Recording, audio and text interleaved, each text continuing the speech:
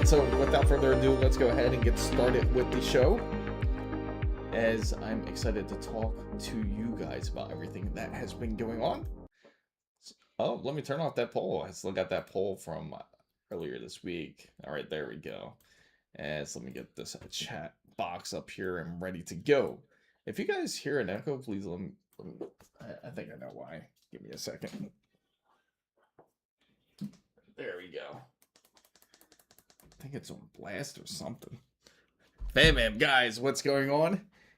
It's been a very interesting week by far. We did successfully have this 9950X 3D2 build put together. We had the ASRock B850 motherboard rocking with it. It was quite an interesting build, I have to say, especially for those who are curious about pretty much pairing a combination like that. It's definitely doable. It still works. The BIOS was originally on 4.06, and I didn't really have any issues with the boot, luckily. I did attempt to do a full flashback and to make sure that the BIOS was up to date. And unfortunately, that seemed that it did not work just as well as I would hope for. So everybody, welcome in. Thank you for coming in. For everybody that is watching through TikTok, I usually stream through Twitch and onto YouTube if you're curious on seeing on a more wider format. So there has been some interesting news coming out, especially about Microsoft. I think it was time for Microsoft to finally step it up. There's going to be new Windows. There's going to be kind of like a new version that's called known as Microsoft K2, which we will certainly get into a little bit. Definitely would love to hear everybody's thoughts about the upcoming K2. I think honestly it's one of the great ideas for them to do something like this, because in order for them about to buy an X3D2, I get it. I definitely get it, LSG.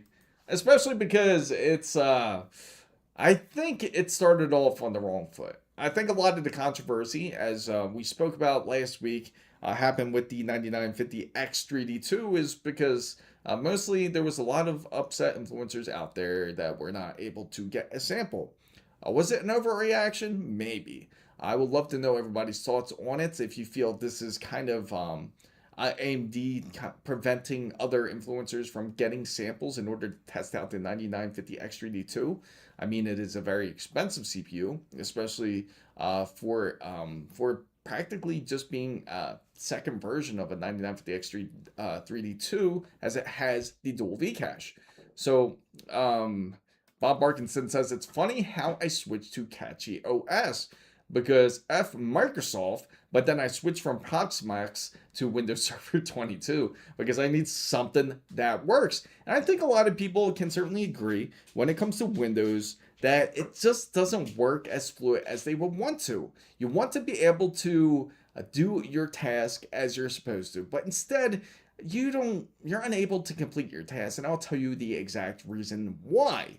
Reason being is because you get bombarded with ads. You're unable to do anything that you would like to personally do on your PC because you get ads after ads after ads, and it's just nonstop from Copilot, from OneDrive, and it's just consistent Microsoft Windows just compiling on top of each other. And years, it's just hasn't improved, and until one day they decided, hey, what about K2? And maybe they hear a lot of talk about this. So Bob Arkinson says, what's up, Steve? Glad to see you here. Hello, I'm at Coffee Hour with Friends. What's up, everybody on TikTok? What's up, Leanne? What's up, Brian? Right now I'm on Twitch and YouTube if you want to see it onto a larger display. So Bob Barkinson says, I'm also interested in buying the 9950X 3D2, but due to vacation purchases, I can't afford it right now. I get it. It's expensive. I looked at my bill. It's much more expensive than I would want it to be. So I'm definitely got to watch my budget for the upcoming months when it comes to building PCs. Hence, we did manage to do 2 PC builds back to back. I'm still in the middle of testing out the 9950 3D X3D2. It's such a long title. In order to see if it's much more of an improvement. I'm really more curious about how the IPC responds, how the scheduler responds, and if it's quite an improvement compared to what it originally was, because there was a lot of issues. For everyone that has X3D chips, they all know sometimes there is scheduling issues. So if you go into a game and you're able to, say, Battlefield 6 was a good example, at times it would go and park the wrong cores. It would end up parking the V cache instead of actually parking the non-V cache. So it was using CCD. It was, what was it, 8 to 16 instead. That instead of using the 0 to 0 and 8, instead of using 0 to 8, which is the first cache where the V cache is, it ended up jumping to the non-V cache. So I had to manually set it through process lasso a few times for it to actually pick up on it. So what's up, Jamal? Hey, Chris, what's up? Any RAM price drops? Yes, there has been some positivity. What's up, Base? I do see you came in here. I may be a PC. We will take a look. RAM pricing seems to be pretty steady for the most part. It seems like there has been some sort of stagnation when it comes to RAM. It's certainly getting better in a sense, but let's hope that it will continue to readjust. I think RAM pricing is getting better. It's the other PC hardware I'm certainly worried about. So Bob says, I may be a PC guy, but I'm a weeb first. Trip to Japan is more important than a computer processor. I agree. It's always a good time in Japan. Have you been to Japan before, Bob, or is this your first trip going? Steve says, I will be doing the SRT 4500 build with a 32 gigabytes of DDR4 and the 5060 Ti 16 gigabytes. Interesting. That's a very interesting combination. For testing too, for the 9950, if anybody is curious about any specific games, please let me know. I will run it to the benchmarks. And if you're interested even in games like Pragmata, I'm thinking about actually purchasing it to compare it pretty much with the 5070 Ti and the 9070 XT, compare it with the two different processors to see how they respond. We do have the Intel 270K Plus, and we also do have the 9950 X3D2, and we could really compare the two to see how the processor will respond to it. We will also check the internal GPU inside of these processors to see how well they respond. Just out of curiosity, I know most people aren't going to do it. If you are using the internal GPU, I'm assuming you're using it temporarily till you get yourself a GPU, because that would be more ideal. But let's go ahead and take a look at what I want to show you guys, especially with Windows K2. It's a bit of exciting news. Now, with Windows K2, that pulls up again. I apologize. I will put up a poll in a bit, though. Certainly can expect it. So let me get this straightened out here as I get the browsing tab open here. Let's see. There we go. Perfect. So this is what I'm going to show you guys. Ed interrupted me. I went around Japan. That's okay. What's up, South Star? It's been interesting. Very interesting, South Star. So, Ed interrupted me. Thank you for the wonderful donation, Chartard. I will get back to you, Bob. Let me just answer Chartard. Thank you for the super chat. Do you think the 9600X is a good enough gaming and productivity until? Absolutely. Absolutely. I think it's great. The 9700X, if you're planning to get Zen 6 anyway, to be honest, for anyone that is planning to ball on a budget, so to say, you don't have to get the 9700X. Sure, it can be a bit better. It has 2 extra cores in there, but the 9600X will satisfy your needs. I've tested quite a few games on the 9600X combined with the 9070X2 and a 9070 XT, not X2, XT. And it works phenomenal, works great, even in modern games. I've tested it on games like Black Myth Wukong. It played great on Doom Dark Ages. It also played great on a lot of modern titles. Cyberpunk also worked awesome, and this was on a 1440p resolution, so it's certainly doable. You can go ahead and be satisfied with the purchase of a 9600X. More than likely, we probably won't see a new processor from AMD for a little while. I don't think we're going to see Zen 6 maybe until beginning of next year. I wouldn't be surprised if it's like during CS 2027. It's going to be a little time. They might give you hints. They might give you a little sneak peek like towards November, maybe, if we're lucky. NVIDIA, it's hard for me to imagine them push another GPU. I feel like that's going to end up being delayed on top of it. But to talk about Bob here, Ad interrupted me. I went to Japan around March 2025 for 10 days, and I loved it. I don't think my wallet agreed with all this stuff. I get it. It's so easy to spend, especially when you're in a place like Japan. If you love to get your collectibles, they have literally everything. There's one borough I always like to go to, or one district. It's over in Akihabara, and that's where you can actually get like a lot of the you can get a lot of great things. They're like underground shopping malls for collectibles, and you don't spend nearly as much as the big box stores when you do purchase any of the collectibles in Japan. So personally, I think that's a great way to go. Japan's well known for shopping. So Bob says, so now I plan to go for 2 weeks. Congratulations, man. Have a lot of fun. Take a lot of pictures. Definitely share it with us, man. So Charizard says, so the 9600X won't be, yes, 100%, won't be a bottleneck. There's very, very few instances where you would face it, and those are going to be like really like Unreal Engine 5, where it requires like some sort of ray tracing.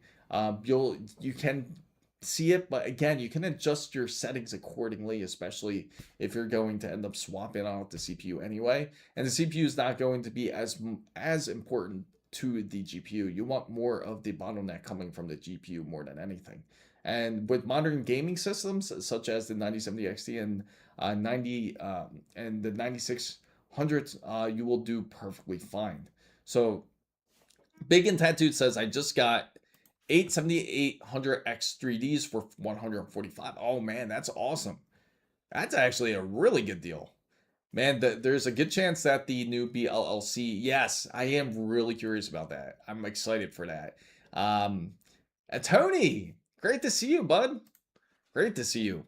Welcome everybody. Welcome Lisa. Welcome in. Welcome user. Welcome to Path 13. Right now I'm streaming on YouTube and on Twitch. So if you're interested in seeing what I'm seeing, you can feel free to join into that stream if you'd like. So Bob Parkinson says, but anyway, we all need to know now is that NVIDIA is releasing a processor for everything. Yes. And I'm really curious to see what they will introduce then. Black, what's up? So good day. Just wanted to join in onto the conversation. I'm getting ready to build my new PC in a few days. And after ordering all my parts, would love some advice or some confirmation about things I was considering doing. Feel free to post your questions. We'll certainly love to answer. Hidden. Man, so I am bummed out. Your ASRock board is being difficult to update. ASRock is not known for... Yes, and I am pretty disappointed at that. That was actually the first time I've seen like a BIOS flashback actually fail on a ASRock board. Now I can't say I was surprised. I'm not like it's kind of expected, to be honest. It's a budget board, so I'm going to dive in a little bit deeper on it to see if there's any type of a switch on there, maybe onto the board that has to be on. It could be a weird quirk like that. But I believe it wasn't the USBs for sure. One was an 8GB USB 2.0. I made sure it was like one of those like real minimum USB drives. Named the drive to creative.rom, and it still did not work. It would just turn solid green every time. I've even used USB 3.2, which is, I feel like, a little much, especially 32 gigabytes of it going for a USB flashback, and that also didn't work. So I can say I was able to update the motherboard, but in order for me to do so, I had to start the PC. Luckily, it was able to boot because it's technically still Granite Ridge, since the 9950X3D is still in that line. So I was able to update it through that way. It is on the newest BIOS now. It's on a 4.20. Currently, it was at 4.06. And Nellis, great to see you. You didn't miss too much. Actually just started it. It's like, we're probably like about like 15 minutes in roughly. So the Jamal says the Ultra 7 270K or Ultra 265 after you built your amazing build, did you feel a big... Well, the 270K is quite impressive. Ground Game, great to see you. Man, I'm glad to see all of you guys. The Ultra 7 270K is quite amazing. So if anyone is curious about switching over to, say, like a 270K and you're going from a 265K, it's quite a leap because you're pushing numbers that could outpace even to 285K, but for much less of a price. So if you have a 265K, it's a very good reason to switch over, especially the price you cannot beat. It's as low as $320 to $330 in order to get your hands on one. So I definitely would suggest. I'm impressed again with Intel, even though they haven't done anything too crazy just quite yet. I am excited to see what is in line coming up from Intel when it comes to their new BLLC, as we've all been talking about how they're going to have up to 52 cores with no hyper-threading or no SMTs. Could you just imagine? That's like a workstation, but just without paying the workstation price. So Hidden Bull says, I use a tool that HP provides for the printer firmware. It works on everything FAT32. It's just called HP USB format tool. If you are worried, yeah, you know what? Let me give that a shot. I like that suggestion. If that works, I will give it a shot, Hidden Bull. Usually I just do the Windows. I usually go to the quick format tool on Windows when I do update the USBs. Of course, it's more than likely not the proper way. I know a lot of people, when they do use the USB flashback, they just prefer quick format because you want to update your BIOS as quick as you can, and nobody wants to wait to format your drive. But I do like that idea, Hidden Bull. Even Rufus is a good tool. I'm going to look into Rufus and trying that. I'm going to do a couple things and figure out what was going on. And once I figure it out, I'll certainly make a video on it. But I am impressed with their cooler. I really like it a lot. I like their ASUS Phantom Gaming 360 AIO. I like how they make it very easy for a lot of people to install it, especially even if you're new to installing AIOs. The cutouts certainly help out a lot easier when you're using a longer screwdriver. So what's up, Joe Turco? What's up, Samuel? What's up, Nana? So for all you guys over on TikTok, if you're curious, I'm talking on YouTube and Twitch as well. You can feel free to check it out there. So Jamal says, man, I hope to get a 270K 57 Ti combo. Would be sweet. Absolutely. If you could get your hands on a combination like that, you'll be unbeatable. It's a wonderful combination, to be honest. So Black, there you go. So I wanted to go from the ATX form factor to short form factor. I currently have a Thermaltake P3. I want to try out the Lee Dan A3 case, but due to the massive GPU, a Gigabyte 4090 Arrow overclock 24 gigabyte 4 slot. Yeah, that is a massive card there. I changed my mind. Now I upgraded to the 6 of the case, the Corsair Tower 300 Mini, and keeping my current memory, CPU, RAM, and GPU. So basically a case and motherboard swap. What do I need to before swapping over to maintain all my data? Okay, so since you're swapping out your motherboard, the biggest thing I would highly suggest is just to back up your motherboard. Oh, is it pausing? Is the stream pausing, guys? I do apologize if it is. How's everybody? Is the stream working good for you guys? Let me know if it isn't. I would love to know. But anyway, to answer Black's question here, the main thing you want to do is you want to back up your drive. Now there is 2 options that you can use. Go on Amazon and you're going to purchase a tool for your M.2 drive, assuming that's what you have it on. If not, you can have like a SATA drive, like something like this. It's a USB tool, you plug it in, and then you can back it up into another internal drive. Now, what I would recommend to do is after you back it up, I still highly suggest, and I know Hidden Bull will certainly suggest this too, and for anyone that builds a PC, will certainly tell you it's best to reformat the drive, especially when it comes to hardware such as the motherboard. It would be a shock to your system. You're going to have some really weird issues. It'll still work. I mean, you can load it up if you want to. It'll still work fine. But the thing is, you're going to have these weird issues that come up. Like you're going to have weird errors or weird sleep issues. And it's all because it still has some of that cache from your original motherboard. So you want to back it up. Oh, good. I'm glad it's working. It could be the VPN. um, so I would highly suggest. Oh, it's pausing for you too, Tony. Maybe I got too much going on. So it's probably because I got the whole TikTok side and everything coming up. If it isn't working good, I could swap it over. Just let me know. Actually, you know what I could do, guys? Give me a second. Let me know if this helps it a bit. So I'm swapping over to stream. So I'm just putting it back onto data. There we go. What's up? What's up, Moha? So let me see. I'm waiting on to. Okay, so speaking of which, reformat the drive anyway. Do a clean installation of Windows.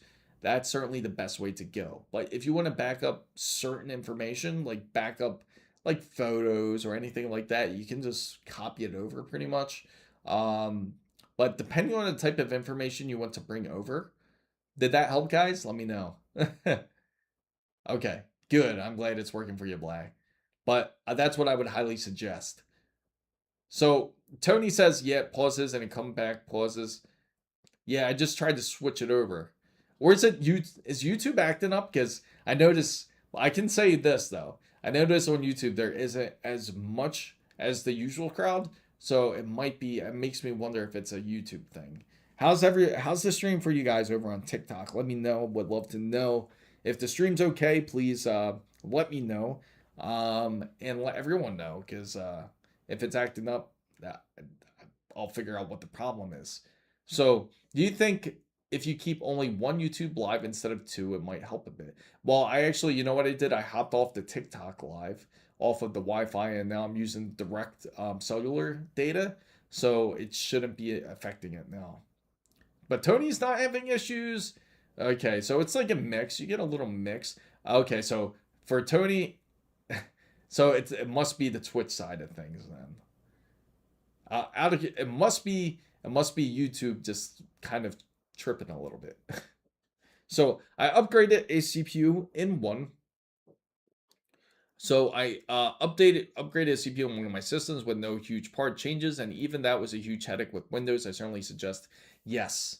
And that's the big thing. This is the thing I stress about mostly when it comes to new hardware.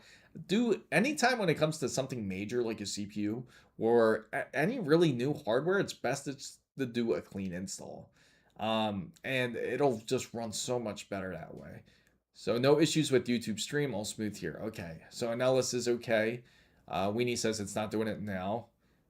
It is not pausing. Okay, so maybe it's because I hopped off of the TikTok stream off the Wi-Fi. So what's up, you everybody on TikTok over there? What's up, boats? So also, should I sell my 4090 and sell and get the 9070 XT? I know it's a downgrade, but I only paid $1,600 for the GPU, and now it's worth $3K.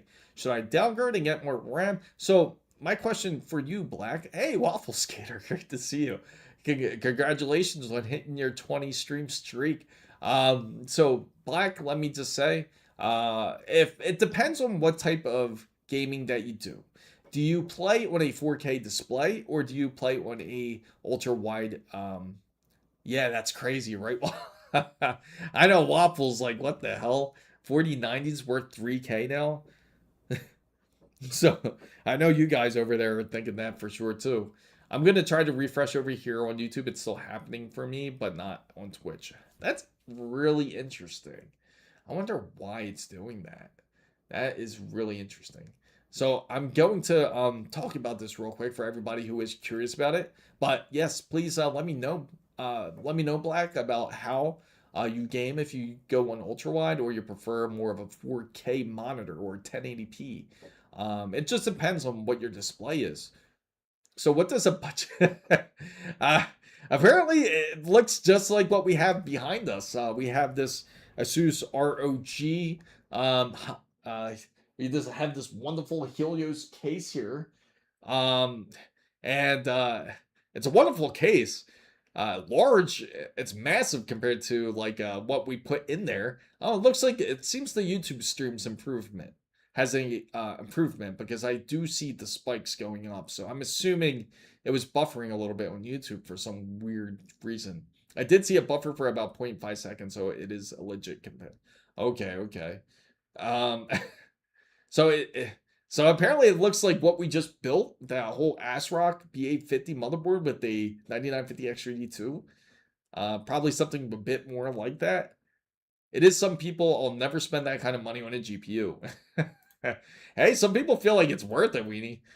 So for me, a budget build consists of on-board graphics to start with and some door.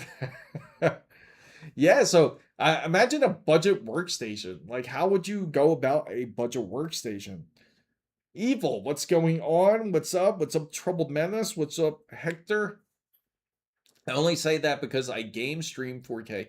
Ah, okay. So you have a 4K monitor. I mean, not 4K monitor. You have a 4090, but you have a 4K display. You have ultra wide. So make music and do edit videos. So that's why.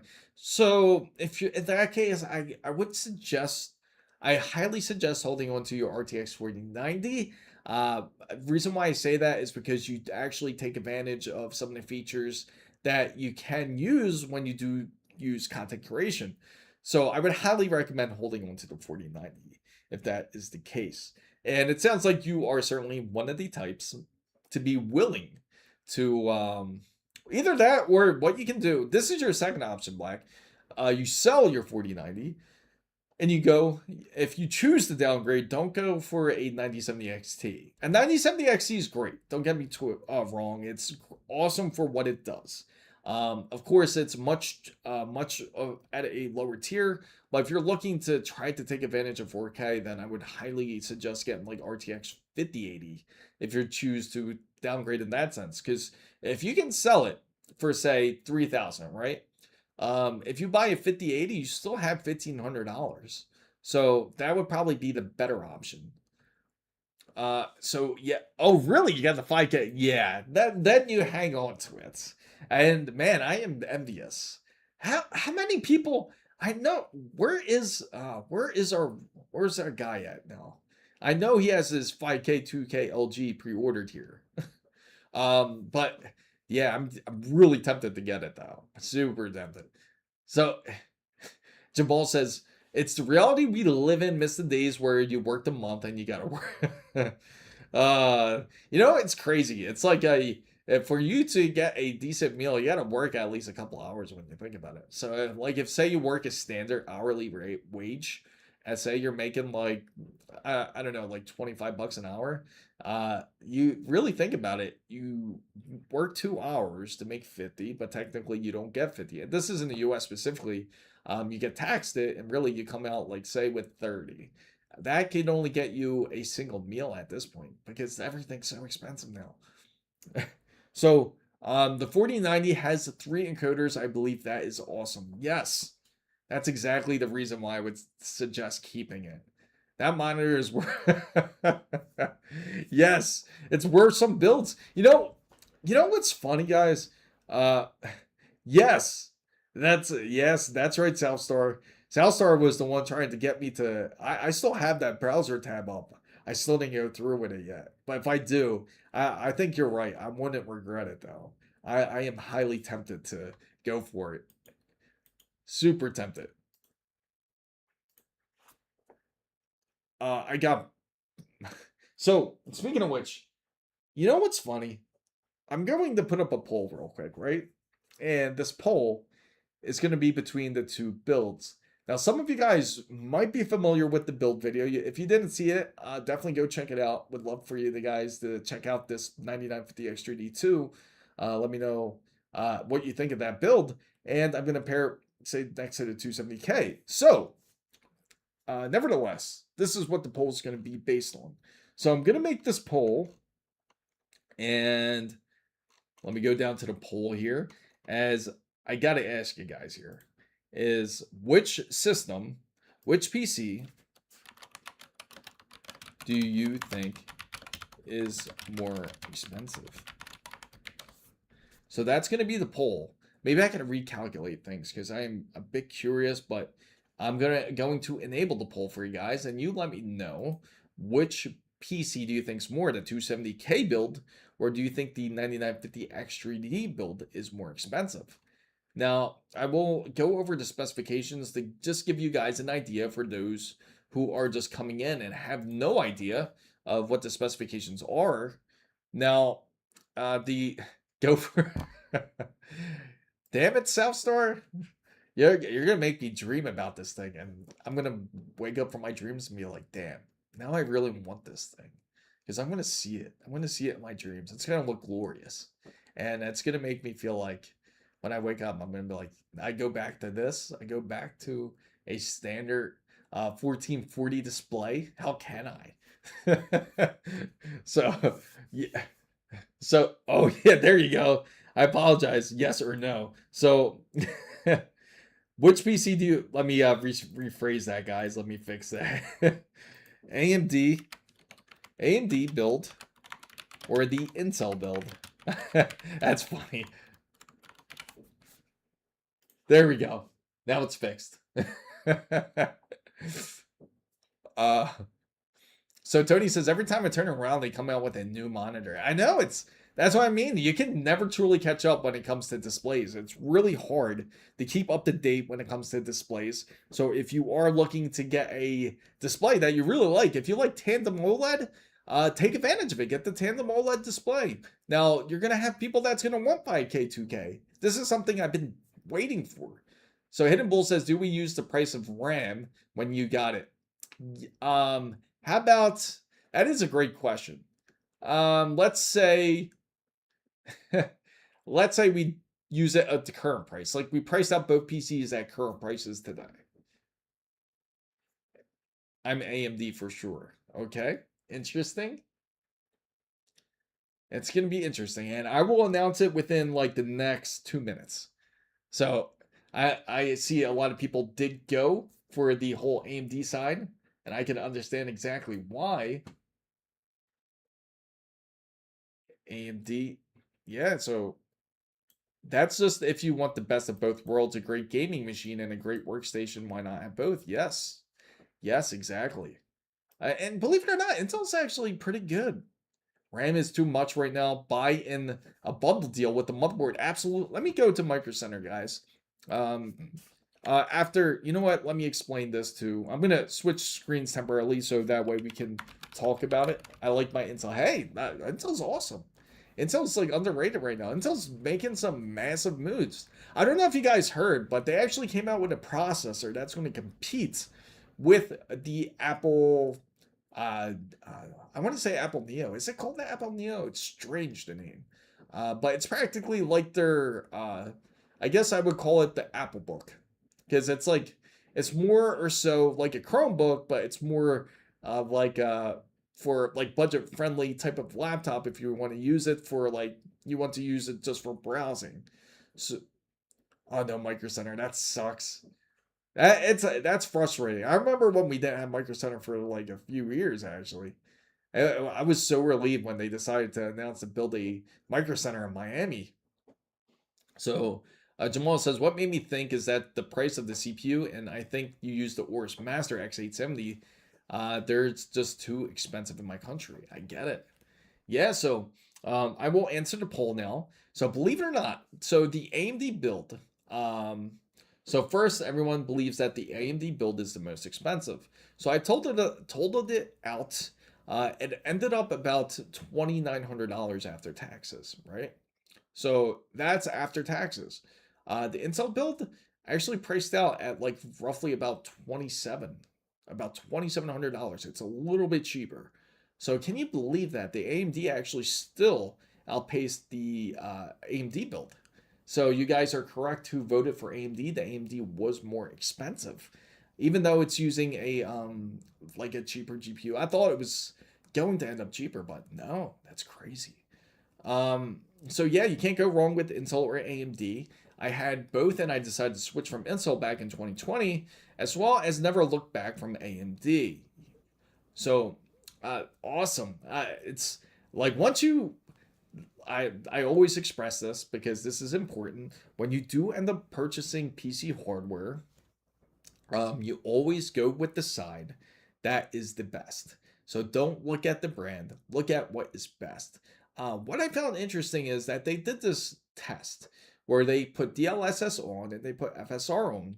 And people who actually looked at the graphics actually still picked DLSS uh, as the preferred winner. Of course, you do have some advantages that the RX 9070 XT cannot do. So I feel maybe the test, I can't say for sure. I can't say if it was unfair, like if there was some sort of ray tracing or path tracing advantage, because more than likely there probably is. You got to admit that. Like when it comes to NVIDIA, there always is going to be an advantage in that sense. It's just more expensive. There's a reason. It's because of thanks to the CUDA cores. So Weenie says, yes, I have Intel and it works great. Only reason why I chose AMD is if it was building the most powerful machine money can buy, but in the low end and mid range, it does not matter. So I noticed that Micro Center now has two. Oh, really? So they got the two. Oh, just to let everybody know, when it comes to Micro Center and the 270K bundles, for anyone that is interested in doing the 270K bundles, they actually come pre-installed, believe it or not. So if you're very nervous about installing a CPU on your board, these Intel 270K bundles actually come pre-installed. So they already come in the motherboard that way, which is pretty crazy. I actually talked to one of the guys at Micro Center, and he told me that's exactly how they come in. They come in with the CPU already installed on the motherboard. So that's great for anybody that wants to pretty much skip a step when building a PC. So I expected more of a gap. To be honest, it's crazy. Yeah, it's not that far of a gap. Intel gives you choice. They do. Especially when it comes to the LGA 1700 era was more of the ones where you had a bit more options there. So Weenie says, yeah, I'm on 12th generation on DDR4. I chose DDR4 motherboard because the RAM was cheaper, and this was back in 2021 or 2022. Yes, isn't it a great deal? Like, look at these prices. So if anyone's to build a PC, I always say go for the bundle at Micro Center. Now, if you don't have a Micro Center near you, I would highly suggest looking onto Newegg's bundle as the next best thing. I mean, they even got Corsair bundles now, which is great for anyone that is looking for it. Take a look at this. You get a Corsair case, power supply, and a AIO for $260. I mean, that's really hard to beat. You practically get like a power supply free on this. And I gotta say, it is really interesting that Corsair is coming out with their new power cables. How about that? I think it was $25 for it, but it's supposed to give you more equal distribution when it comes to your GPUs. That's an awesome deal. These are brand new. So if you're looking for a RM1000, which most people are, 3500X PC case, which is awesome case. It's very similar to the 3500X. It's just a bit smaller, and it comes with the Nautilus 360 RS. So it's a decent deal. You get all three for only $322. So AM4 boards are great price, plus AMD's coming out with the 50. Yes. So if anyone is curious, they are coming back out with a anniversary edition. Thank you, Miles, for joining. They are coming out with the anniversary edition. There's nothing different about the architecture. It's exactly the same. There's no change in the base clock or boost clock or in the cores or into the whole cache side of it. It's the same thing. You just get a nice little box that it's the 10th year anniversary of AMD. So if you have an AM4 board, or you just want to collect this processor just to kind of decorate it, you can buy it. It's supposed to be releasing sometime soon, but I'm pretty sure we'll probably see a little bit more of that when it comes to Computex. So another thing I do also want to bring up is that, I don't know if you guys heard, but there is going to be a bit more compatibility when it comes to the X870s and also the B850s when it comes to JEDEC RAM. And if you're curious, like what's the difference between JEDEC and what's the difference between DIMM, pretty much when it comes to RAM, it's a bit more expensive. JEDEC's more of the cheaper stuff. It's like your standard RAM that you would see like in your pre-built PCs, like a really cheap pre-built PC, not even like a higher end gaming PC that you would buy from a store, or not even from like cyber power PCs or nothing like that. It's that green stick of RAM, the very typical green stick of RAM that you would see. That's usually JEDEC, but it has compatibility with the new AM5 boards to where it will not affect your gameplay. And the main reason I believe for this, and the reason why it's unaffected, because I remember ASUS was talking about this like months ago. They were thinking of different ways of figuring out how they can prevent from people purchasing RAM, because it's expensive. When you see RAM, it's expensive. I mean, take a look. We're gonna go take a look at RAM now, in fact, and we can see where it is. Some of the pricing absolutely doesn't make sense when it comes to RAM. And this is Micro Center is very fair in pricing. If you guys are unfamiliar with Micro Center, they do not try to rip you off. They're not like how the old physical retailers used to be, not how Best Buy is, like where they're a bit more pricey than the others. But because wow, they're starting to run out of RAM now. They only got 3. There's no way they only have 3. But anyway, you don't have to pay $859 for some RAM. That is insane. That is insane. Even the 32 gigabyte kit is now $600. What the hell? So it is certainly expensive right now. I just got to double check this. I'm going to go back here. That is insane. That went up again? Oh my gosh. Let me just go and double check this, because I want to make sure that I'm seeing this correctly. I went to the right. What's up, Z-Man? Great to see you, Steve. So 32 gigabytes of CL14, 3600 meg. Yeah, I mean, keep it. Do not get rid of it. You never know when you need it on a rainy day. Okay, now you see this, guys. I'm clicking the DDR5 RAM here, right? On Amazon, it's even more. It's 5. Really? That's insane. Yeah, this is, I just got to make sure this is the Miami location. Oh, this is shippable. Shippable. Let me go and double check. Let me check Miami's location now. This has me in panic mode right now, because that means it just went up. Okay, so this is, whew. Okay, guys. I believe black because it is very expensive. Because just today, out of curiosity, I went to look up how much a Samsung 990 with a heatsink costs. And as you guys know, you got to see that be pretty much installed onto this on this build, and they want way over $200 for it. I thought it was going to be around that $200 price range as we estimate it, because it was like usually $200 per terabyte. And you look on Amazon, it's like there's like barely any listed, and the ones that are, they want $400 or $500 for it. So Amazon is completely insane right now. So Southstar says, you know what's funny? So back when I went to Micro Center to get my 64 gigabyte DDR5 RAM kit, the guy at the counter was like, when did RAM price was the high, and at the time did 64 gigabytes was over $200. Really? Should you buy one stick of 32 gigabytes of RAM with hopes, hey, if you can manage to do it, you can definitely get it. If you can get it for a great deal here. I bet you that guy now, yes, 100% know that he's probably rolling wherever the hell he is. This is actually the same exact kit that we used. As you guys saw, this was actually a very good kit that you can pick up. You know what's funny, guys? When I installed the Crucial Micron, I knew this was a non-RGB kit, right? So when I installed it, I was like, that's weird.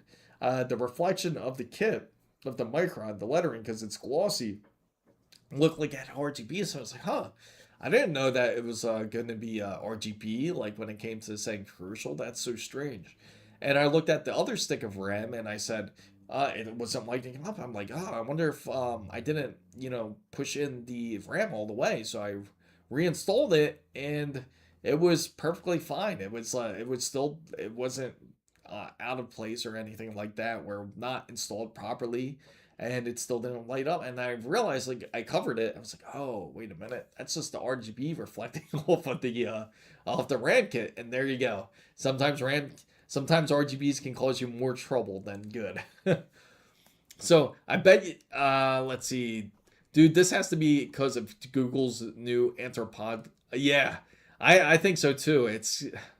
And that's a big problem too. I've heard a lot about this. What is everybody's thoughts about that? That's quite insane, right?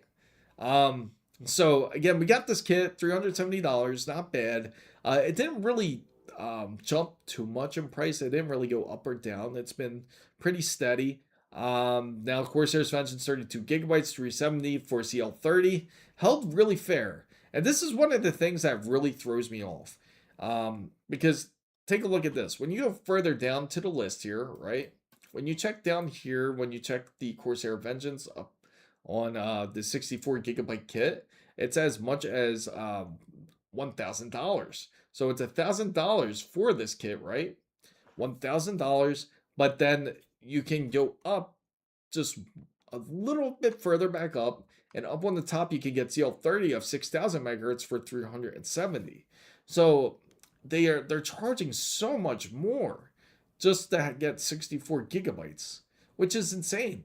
What's up, Tariq? How you feeling? They should teach us how to convince others to invest in AI really when the obvious models are yes, exactly. Black says the prices are going down, but very, very slow. Trust me, RAM upgrades later. Yes, I agree. What's up, /builds? Great to see you. It's been a little bit. But I do agree, bundle deals are definitely great for those who are just trying to get involved into building a PC.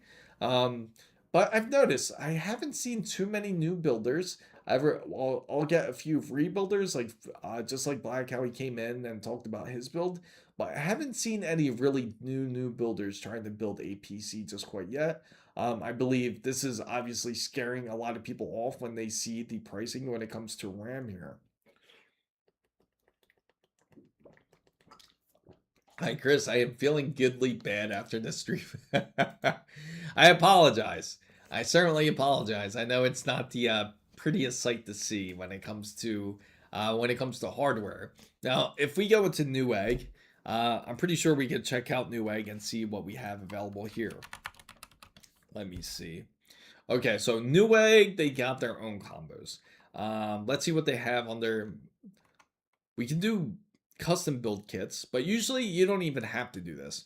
If you want a specific processor, the good thing about Newegg, you can look up, say, a 270K, and then it's going to show you like they'll have a pre-packaged kit for you. So you don't even have to build your own kit. If you click into it, $328, very good deal for a 270K, especially if you're already on the 1851 platform. Gas out, great to see you. The cost of RAM by itself, you can build an entire build for the price. Yeah, that is true. That is true. You know, it's really hard for me to imagine. I just remember, and for those who were part of that live stream when we all went to Micro Center with Ricky as we went to purchase his PC components, he only spent $400 for the Intel kit, and it was for the Raptor Lake refresh. Remember, guys, it was a 14900K. He also had I think it was the ASUS Pro Z790, and he also got a RAM kit, 32 gigabytes of G Skill, all for $400. It's so crazy to think that was possible back then, but now that almost seems like an unrealistic dream at this point. Can't imagine convincing someone that you're not scamming. Yeah, exactly. You know how badly you get cursed out by people if you try to sell them RAM for $1,000 for 64 gigabytes. Can you imagine telling yourself a year and a half ago that you're gonna spend $1,000 on RAM to get 64 gigabytes? And just remember how obtainable it was. It was so obtainable. To the point where I remember G-Skill. Soon after, they ended up pushing out, and they were able to get lower latencies. They were able to get to CL28 and then CL26 very quickly. And then all of a sudden, that's like we started. It was so accessible. You could get CL26 really easily. And you could get 6,000 megahertz, 6,400 megahertz, however RAM speed that you wanted with no issue. Now, of course, now that seems like so long ago. It seems like it didn't exist that time. Like it was like an illusion. So, Hidden says it's not just RAM storage. Yes. Storage is terrible. It's ugly. It's worse. The storage is actually worse than the RAM situation right now. It truly is. / build said Central Computer has $200 off of the A6000 Pro when oh really? That is interesting. So they're trying to bundle it in better ways now. $1,300 for 128 gigabytes is crazy. Yes, absolutely for 56. But I believe the kit. Are you the same kit that you're talking about? Is it the ECC RAM? Tariq says I can survive now because I bought a lot that can last for years, but I just don't like to wait long to get prices back before I want more storage. I want to build more PCs. Agreed. So yes, storage is definitely worth the wait, but definitely bundle only. Yes, do not get more storage. If you have 2 terabytes, learn to be happy with it. Uninstall the games that you say that you're gonna play that you haven't touched in honestly 6 months. Get rid of those games because you can always re-download it. Jamal says 6000 CL26 is like 7200 megahertz CL36, I think. Yeah, it's oh man, it's just sad. In fact, like the combo kits, like just like Newegg, they have a decent one, which is they have this Intel Ultra 7. You get the Prime motherboard, and you get the processor for 459. So not a bad deal, right? So if you choose to get a kit, you can get something like this.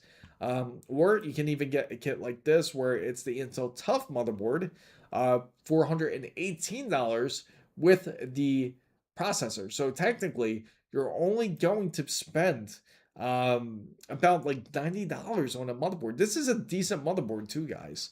So if you were to get this combo, this is a great way to start off with.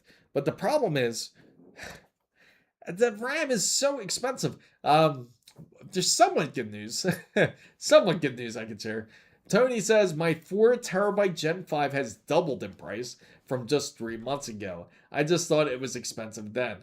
So Champ says, is that yes? Yes, Champ. It's an excellent deal. Is that something that you're interested in? I can definitely send you the link over if you are. The CPU, so because technically that CPU is a 270K, so you're spending 328 on it alone. The motherboard will cost you at least around 150, 160 at the minimum. So you're paying only 418. So technically you're buying this motherboard for like roughly about like $90. So it's actually a good deal. Well, actually here it is. It's listed right here, 229. How did I miss that? So it's $229 for a motherboard. So if you did end up buying them separate, it's going to cost more. I don't need any hardware. If anything, I get it. I certainly get it. It's just a decent deal. It's just if for those who are trying to build a PC, it's certainly a decent deal. If you have a Micro Center, you can even get some great deals. Now, if you're looking for a bit more of a sweeter deal, they do have this one. This one looks like actually a pretty decent one here. So let's view the details because it actually comes with a RAM kit, but it's only 16 gigabytes. That's the catch. So it's 7700X B650E. It's an okay combo, but CL40 and 16 gigabytes is not the greatest. So how much of a boost would you expect jumping from so if you're going from a 7600X UD to a 9800X, I would say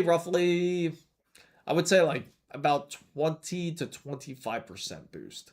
I would say maybe even 30, like it depending on how far you decide to push it. But I would say realistically around 20 to 25% range. So Tariq says, consider last Google's investments. I think big companies playing cold games might take more than a year, but I don't think it will be more than 2 to 3 years because Trump will end his term by then. Interesting. So I'm thinking about building a new Intel PC build as I just built my AMD build since it lasts 1 to 2 years.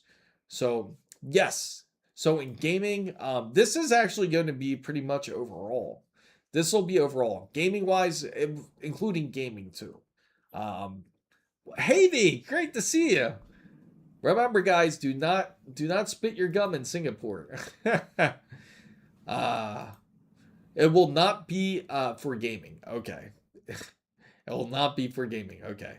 So if it's not for gaming, then for your Intel build, if you're going to be using it for creator build, it's actually really good for that. So Plastics X Plastic Star says my old Kingston Fury M.2 I got about 1 year ago. Now it's the price of, yes, it's insane. It's just it would cost probably the price of, you could probably get like a 4 terabyte version of what you would pay now compared to last year. Tariq, do you do any game development? uh yes. What do you mean? So let me go back to this real quick. So I'm going to explain to you guys about K2. Intel's for gaming. Well, Intel you can use for both. Intel's very good. It's flexible on doing both. So, but it's very creator focused, and it's also focused on gaming as well. So you can use it. It's not going to be like workstation level type of usage, but it's great for those who are using it more for, say, like a streaming and content creation level. It will work great. So, okay. So Windows K2 is very interesting here. So if you guys are certainly interested about Windows K2, what this practically is an explanation of what Windows is planning. Now, they already got hit with like a lot of flack as it is. Like when it comes to Windows 11, you immediately think of what? The first thing you think of is you think of all the spam that you automatically get when it comes to Windows. It's just terrible. You get the ads, you get resources pretty much used up that you're not even touching. Windows can be quite nightmarish when it comes to gaming.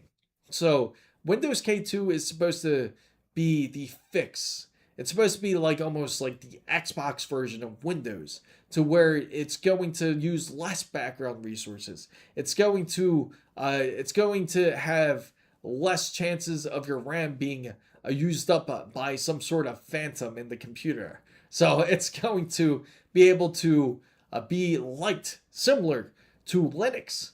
But again, it's very hard for me to see Windows to get to that point. Can you imagine that? So Weenie says, I think AI. So, but I am into, there we go.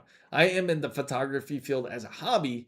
Even my daughter likes to work with videos, so gaming isn't everything we think about. That's true. So when it comes to photography, and of course when it comes to videos, now for those that want to use it for that sense, Intel's great for it because a lot of programs such as Adobe are pretty much the architecture that they prefer when it comes to using those type of programs. So Intel's a great option. Of course, you can use AMD on it as well, but Intel is certainly preferred. Same thing when it comes to the CUDA cores, thanks to NVIDIA. That is also a bit more preferred when you use programs such as DaVinci, or just like even say game design, you're using Blender. So Tony says, about 9 months, I guess I got Gen 4 terabytes for man, that is crazy. I mean, just take a look at the past, right? Just do yourself a favor and go back to one of my YouTube videos back on Prime Day, July 2025. Look at those prices. It's almost non-existent at this point. And if you ever notice, one thing I did notice when it comes to RAM, is that it does not really go on sale. Even when there is a sale going on, it's not a massive sale. They might take off like $20, $25 off of it. But then again, RAM was not that expensive in the first place. Originally, you could purchase it for, say, $130 for, $130 for CL28. And you would get $20 off of it, so you get $110 for two for 32 gig. Man, it just sounds like a dream. Like, just imagine the prices going back to that price again. It's just it just seems impossible at this point. It really does. It's almost it's pretty bad as it is. Here, I'm going to show the chart here because there's actually a really good place you can check it. which I'm going to flip over here. And it's PC Parts Pickers. They actually have a really good chart you can look at if you're ever curious about current pricing when it comes to RAM. So see, here you go. You go to memory price trends. And then here, let's go to our standard, which is the 6000 to X16.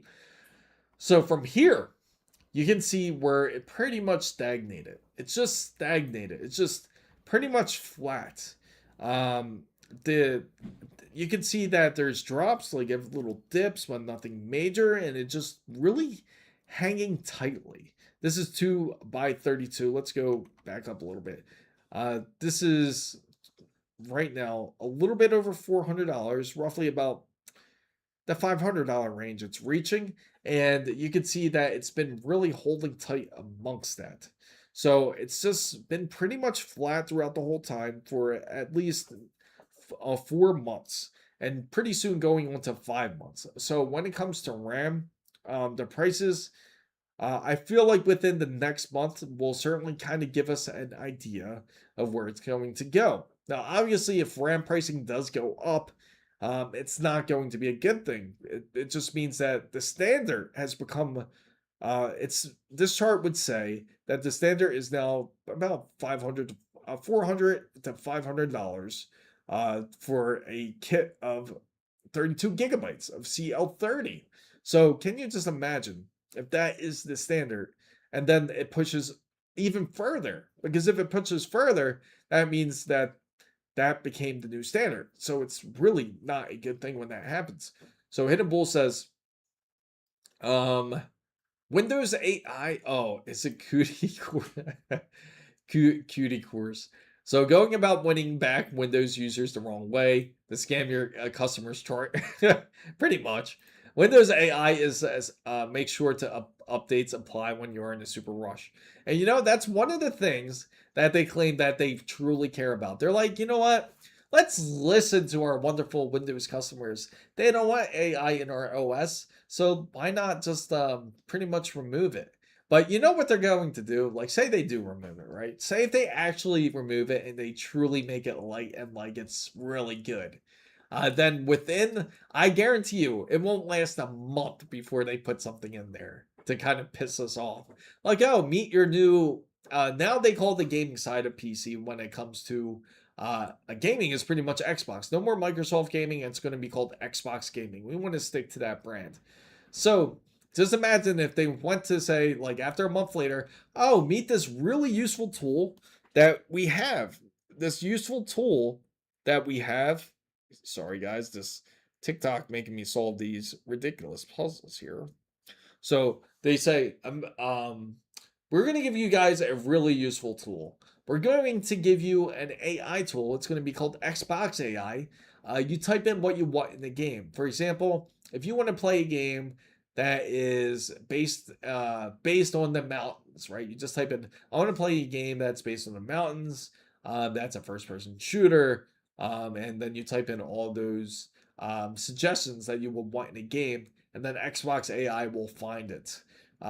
Find the type of game that you're interested in. Now, if Microsoft did something like that, would you be interested in it, or would you feel like, what the hell? I thought you guys said that you're gonna get this BS out of here.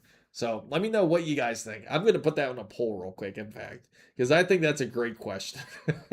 Because Microsoft is very good at messing something up. They always do this. Is it okay if Microsoft adds Xbox AI? I'm laughing at this question because I think it sounds ridiculous, right? There you go, guys. So you let me know what you guys think. So Steve says Manjaro Linux here, and I don't plan on going back to Hey.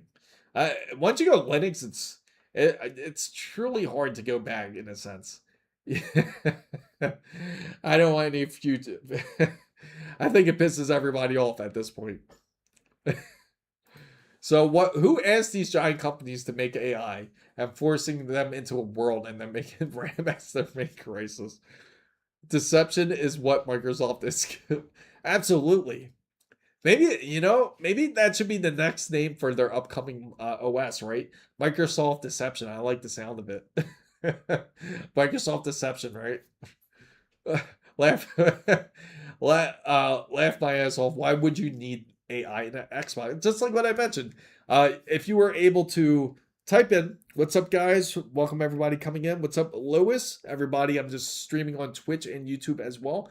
So, the reason why you would use it, for example, if you were to look up a game, right? Say you got bored of the game library, even though I'm sure everybody has games that they have not touched, but you just want to look up this game, right? And this Xbox AI, you type it in.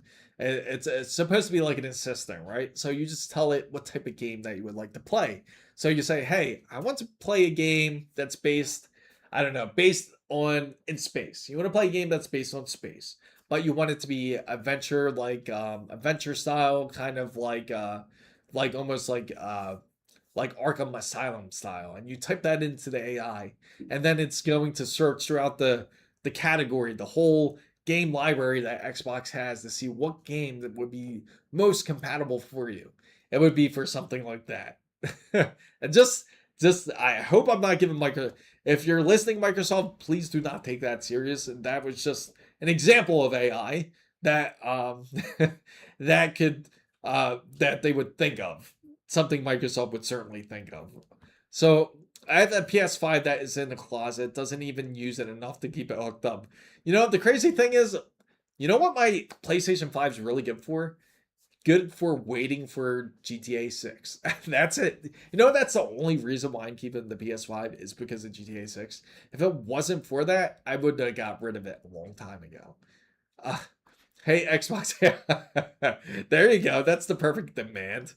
So I don't have any new Xbox. I have a PlayStation until 3, 4, and 5, and yet she's still playing on PC. I think it would be I think it would be good. I had in mind Copilot for some reason. No games. So everybody that has a Sony PlayStation, I gotta ask you, what are your thoughts about PlayStation? How Sony said that we're going to check every 30 days to check if you have your PlayStation account. Isn't that pretty wild? It's not just that. It's just insane, like how far that they're pushing this whole idea that you have to pay for online. That's why you gotta love PC. You don't have to worry about stupid things like that. Recall in Copilot. At a time, it was Cortana. Remember, guys? Like it was Cortana, and then they changed it over to Copilot. Cortana was such a better name than Copilot. Copilot's just, I don't know who thought of that name. That was just a bad name. Like it just, I don't know. It just rubs me the wrong way. Like anytime I look at Windows and I see that Copilot's installed on it, I just hate seeing it. And for those who have the LG TV, I'm sure you guys were not happy to see Copilot pop up on your display as well. Copilot chat is the worst product ever. I don't think it has a reason to exist. I don't think so either. I didn't use that or either or Clippy either. I know Clippy was an interesting tool. I still don't use Cortana. I don't have a LG TV. Oh, are you running? Yeah, well, I have the new PC actually right behind me. I haven't set up OBS on it just quite yet, so unfortunately I did not have the chance. It's been a really busy week. I actually spent the whole day yesterday working on that video just so I can get it posted up for you guys on Wednesday so you guys can check it out. But now I could focus on benchmarks and everything. So if you guys want to see any specific games, let me know. On say RTX 5070 Ti, or you want to see on a specific processor, please let me know. We'll run the test. I'm thinking about getting Pragmata as one of the tests. We can definitely stream it and check it out on both the Intel system and also check on the AMD 9950X 3D too. I'm curious. I got to download Lasso on here too, just to see what it does, and a few other tools to see what the processor is actually doing here. So I use Copilot all the time to make my YouTube logos. Oh, really? Oh, wow. So I guess you're putting Copilot to some good use. So tape up the camera. Hey, you guys remember Xbox Connect? That was like one of those things that they came out with and never was used. They came out with that one weird game, that animal game. Just imagine they come out with the new console. And I can see both Sony and I can see Xbox both doing the same thing. That you have to install a camera because a lot of AI software works better if you actually link it to a camera. Yeah, it is. Yeah, the Xbox Connect is such a throwback. That is true. That is true. It's a lot of good memories having it. But it just had that one game. I think it was just that. And what was that other game? It wasn't. I'm thinking of Dance Dance Revolution, but it wasn't that. It was Just Dance. They would have Just Dance, and it would have the animal game on there practically. Did they? Yes. There you go. Yes. Exactly. Yes. That's exactly what it came in use for. Will you do a video for benchmarks on the 9950X 3D2 and compare numbers with the... Yes, I certainly will. Surprisingly $200 difference, and yes, it's not that much different. Now remember, they do have two different GPUs. You have one GPU, which in the 270K has a 5070 Ti, and you have one into the 9950X 3D2 has a 9070 XT. So it's going to be really interesting to compare those two specifically. I wish there was more developers like there was back then, back in the day, that wrote games just for PC. Yes. Some of the games that I think about, I know some of you may not be familiar with it, is I always loved this game. And for guys that certainly played these games back then, could certainly relate. And the games such as Black and White 2. I'm not talking about Pokemon Black and White. I'm talking about there was a game called Black and White 2. It was really good. It was like you played as like pretty much like a god, and then you would decide whether to do good things or bad things when it came to making the decisions. Yes, right? You remember that game, Black? Yeah, it was an amazing game. Like in fact, you know what? Let's look it up real quick. If you guys, do you think that there's an advantage running an AMD CPU? Yeah, I'm getting old too, bro. AMD GPU in the same machine, like over AMD CPU and NVIDIA, like some technology optimization. I'm hoping so. Now when it comes to optimization, it just depends on what you want to use it for.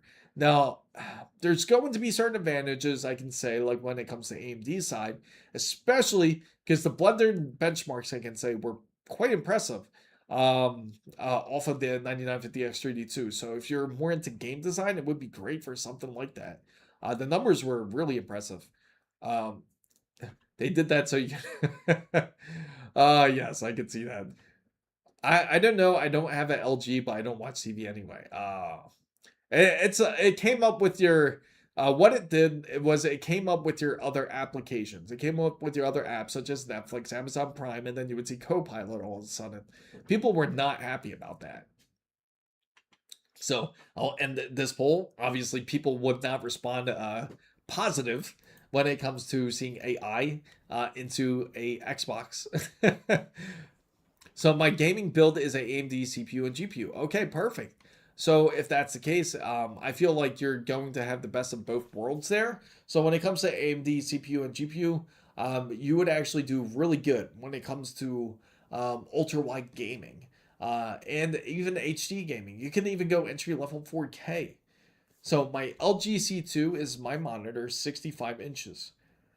So Tariq says, so is it really worth going with a 9950X 3D2 over a 9800? Okay. Now if you're gaming, if you're just gaming, no, absolutely not. I can say that. Because the thing is, it's a very unique processor. Now, it tends to resolve the parking issues. Depending on, thank you for subscribing, Dragon. I really appreciate it. Now, this tends to be more or so if you're having a problem when it comes to parkour. It can help in that sense. It saves you a headache there. But you can also use Process Lasso to pretty much do the same thing. To park certain cores that you don't use. There was also older software where AMD had where you can actually park your cores as well. That would eliminate it in theory. But I haven't got to quite test gaming just yet. I mostly got to test like CPU tests mostly. I haven't really got into any gaming test to really see how this how the PC would react to it. So, but from what I believe, I'm interested to see if there's any type of delay because it has 2V cache. So there's going to I want to see how it performs when it comes to its instructions. And when it comes to that'll give a indication of how well the 9950 X3D2 can perform. So uh, a lot of people say 4K isn't worth it. Just stay out of 1440p. I'm telling you, after years, 1080p and 1440p gaming when I was at 4K OLED, it was a massive difference. Absolutely, it's the same change. Don't let people tell you 4K isn't worth it. Just make sure your PC can. Absolutely, you have to have the proper hardware to be able to run it. So, Gas Out says, why spend money and not try to stream or edit? So I asked myself that as a business owner. So, I mean, you can. Again, it's when it comes to it, you have to enjoy it. You have to, like when I talk to you guys, I enjoy every minute of it. If you do it if you stream just to advertise pretty much, you're going to learn to hate it just like any other job. You have to have passion at what you do. If you truly love it, then yes, it's a good idea. But if you don't truly have like a real passion for it, then you're going to end up learning to hate it at that point. So, but I'm sure LG, yes, I think so too. How many companies is Microsoft in bed with? That's a real question. I think we can. I think we pretty much get a general idea of how that's going to go. It had been installed with updates, and everyone got really mad. And LG made it to where you can remove it. Yes, yeah, that was the thing. It was so annoying because you had to wait for an update to remove it. It did not allow you. It would be blanked out for you to remove Copilot. It was really bad. So I do it for the love of gaming and interaction with like-minded people, not money. Just absolutely, that's the thing. You gotta truly enjoy it. Do it for you do it for your happiness. To people that can certainly relate to what you're interested in. So they all love money. They certainly do. Microsoft, if they, how many people, right?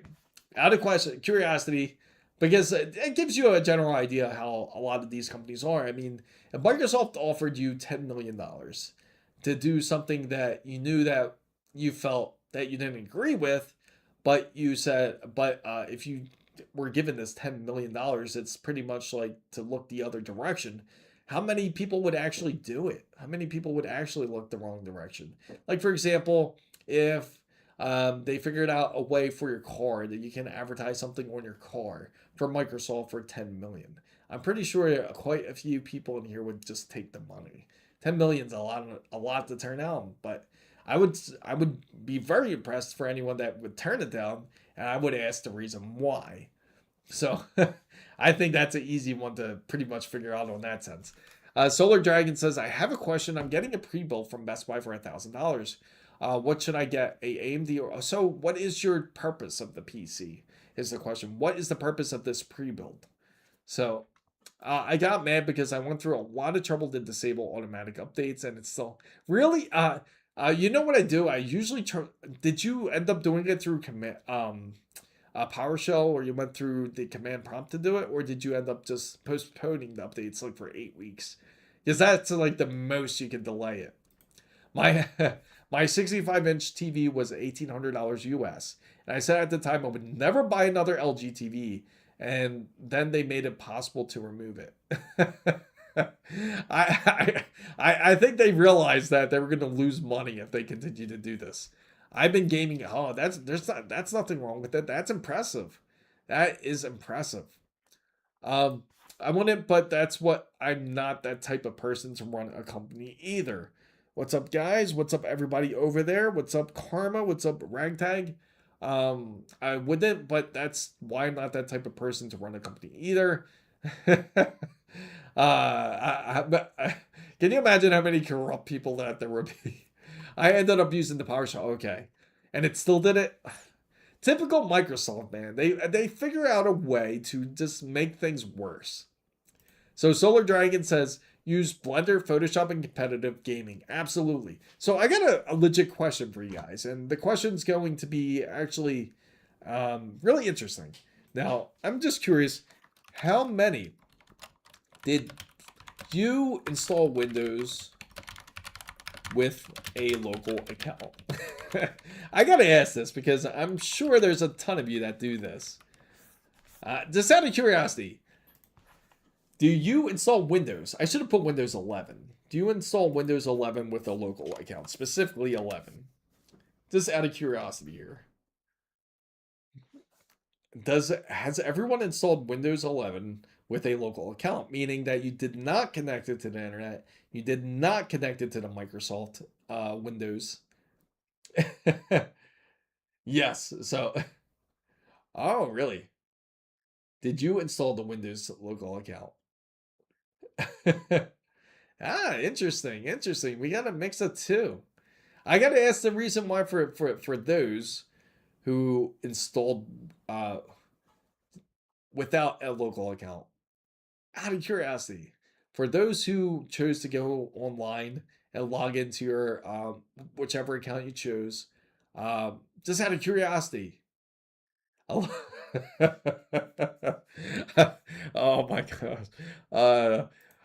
You made me laugh to the point where my Weenie got me laughing to the point where my back actually cramped up, and that was hilarious. Rufus is to auto add local. Yes, it sucks exactly because it's easier. Oh,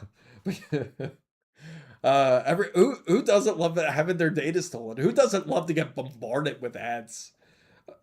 Who gets excited when they say, what is it? Customize, personalize. That's the word. Personalize your ads to your liking from Microsoft. How many people like that? Personalize your ads to your liking.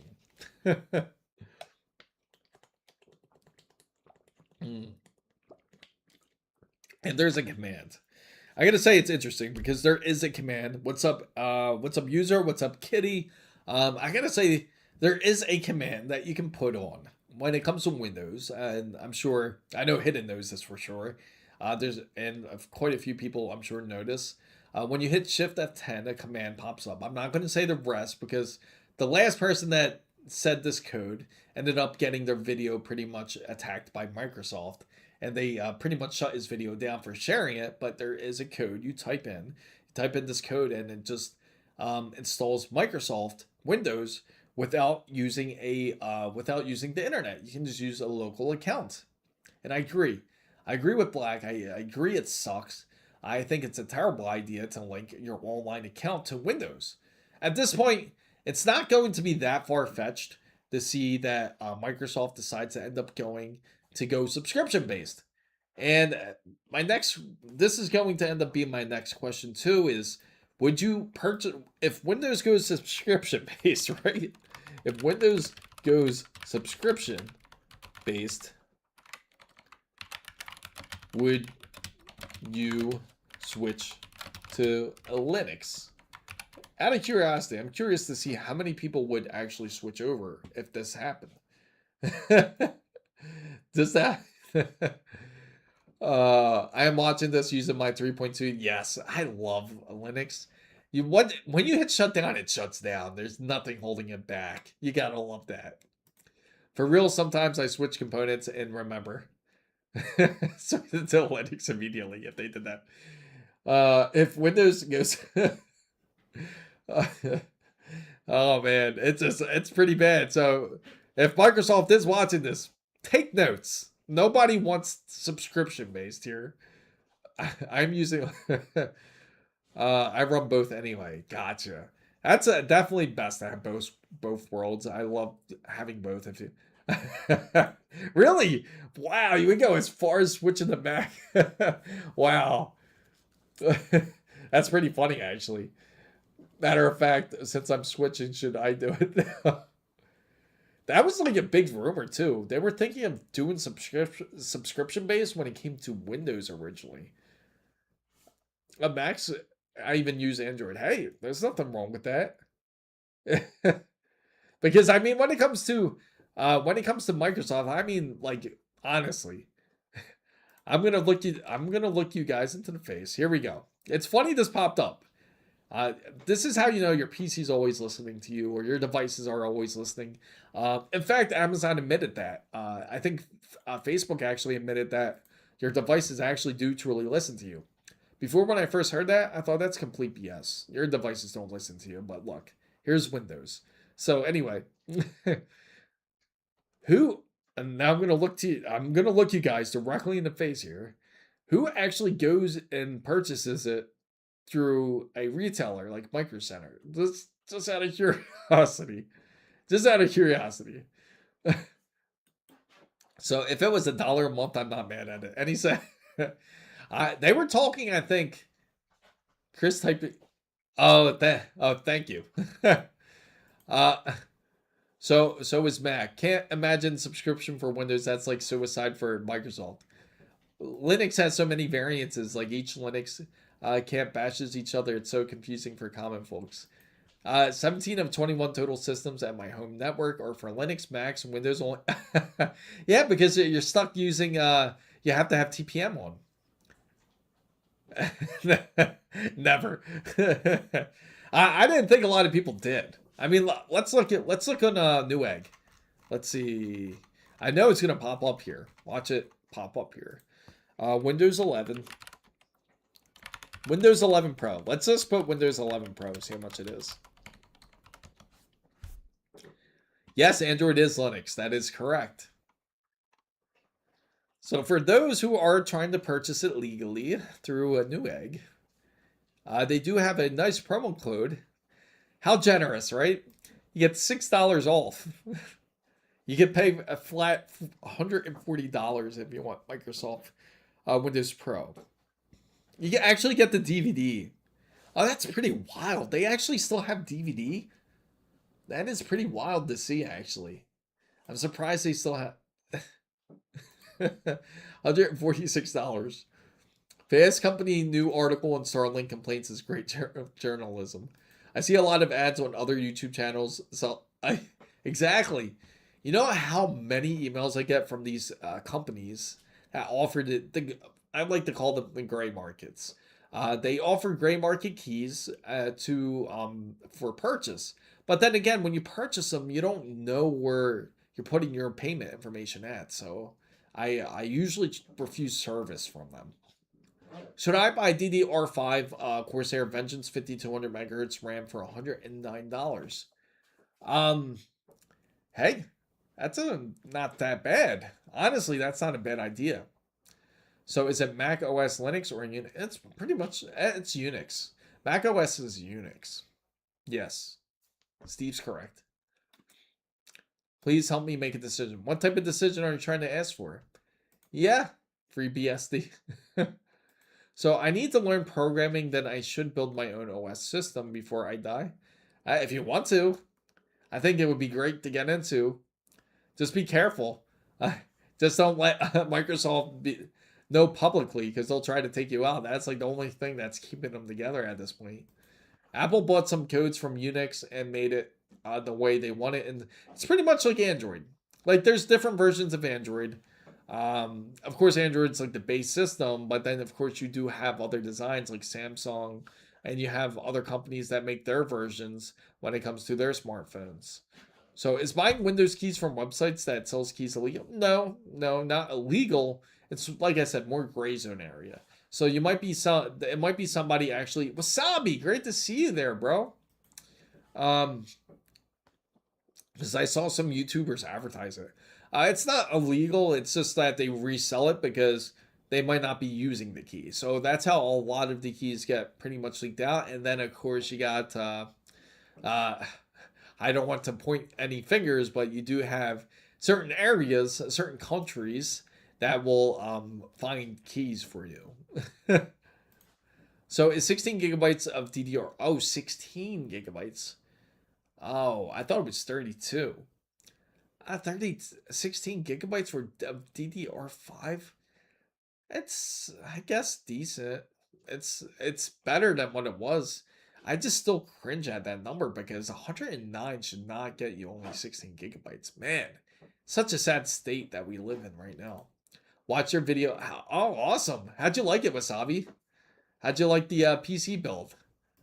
Tariq, you don't actually need a lot. Yeah, for OS you don't. Like people can tell you. Just like I think Steve was on Linux. Somebody was on Linux and they were watching through. They're only using like 3 gigabytes of RAM. Awesome build. I hope it. I think a lot of people are certainly worried about that.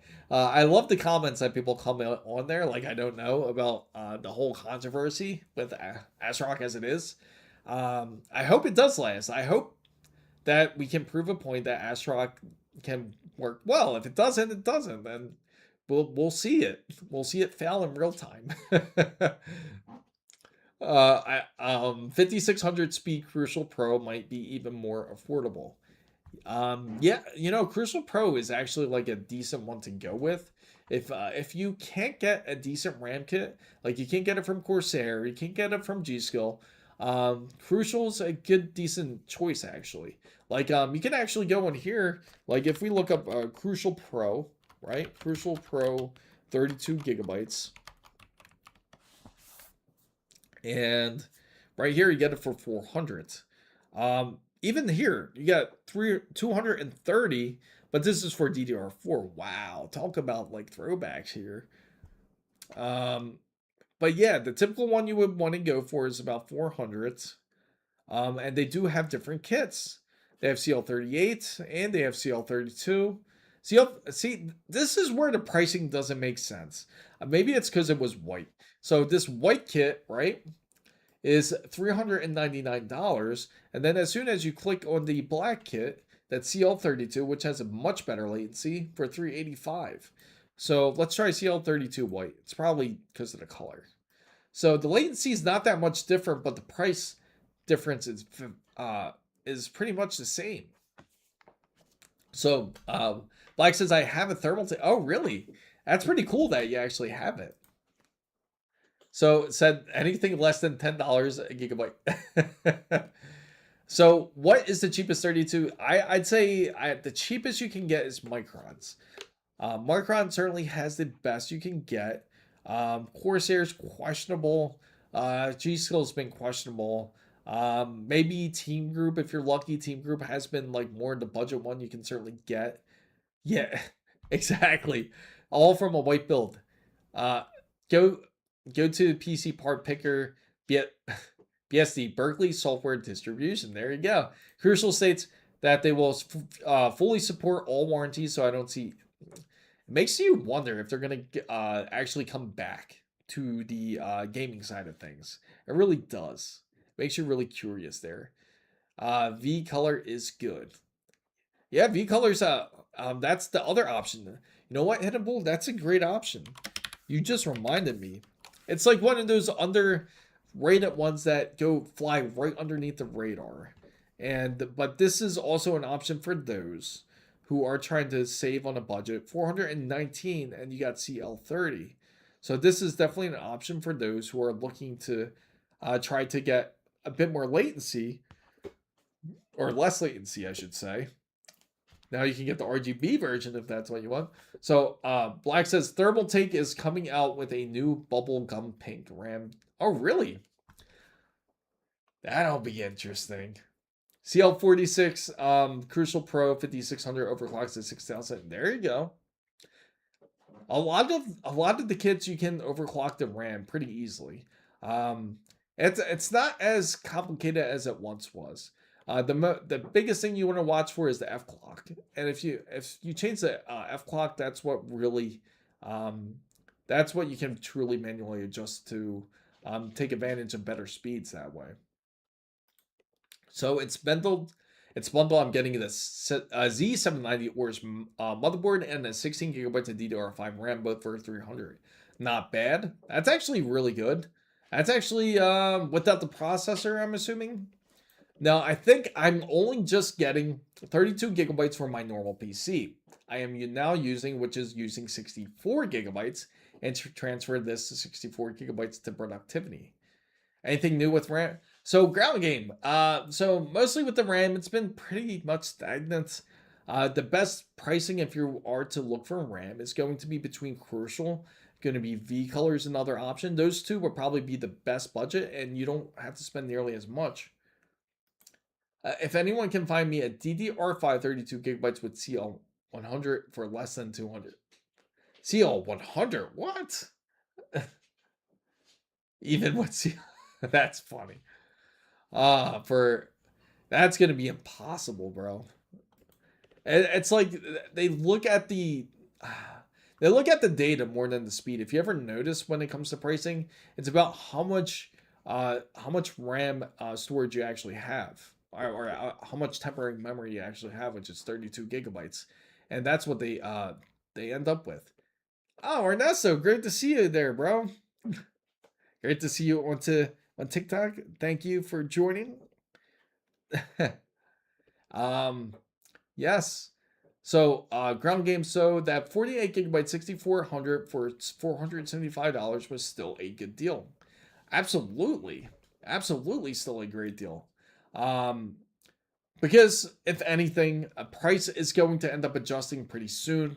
I have a really weird indication after May, and maybe into Computex even.